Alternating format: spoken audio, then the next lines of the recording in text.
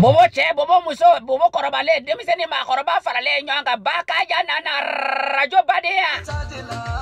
Masala kana sukuru butli abad. Allah ne kanumba kate kanumba ne baka ja kanumba mfato kama kanumba badea kali maumai. Au munu nyongo fe korani ndoko na be nyongo fe balima ya badea la ala sebani yaku ala korokamani ndoko ni. Uluka konsere duma le 22 décembre wada.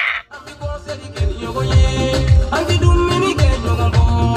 Ami da nyongo fe, da wuli nyongo fe, anti ba nyongo na mama. Ala jongo ko balima ya mandi, jongo ko badema ya mandi, ala mado balima ya jale, balima ya be shishinga temene. Abi fuma badia, teri ma fula mana betiena yi. Abi fuma badia. Ne kanumba fe bebe, ne kante kanumba fe bebe, baka ja kanumba fe bebe bobo.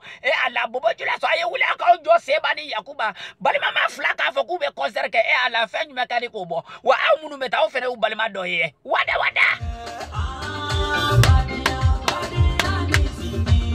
Mo kana kulunge idogonina, niti kulunge ndogonina. Mo kana kulunge Korokela, nete kuloge nkoro. Ala.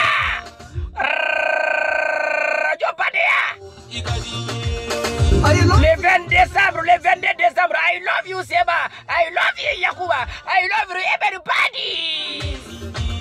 Moti koje bla juye, sipa neti bla juye. Moti dogoni bla juye. Yakuba, neti bla juye ala. Na ubine fe. Ah, Yakuba fe. Na obene fe, na obene kante fe, ayeta ni konseri na ala. Le 22 décembre, ça va se chauffer, ça va se savoir. Oh, abobo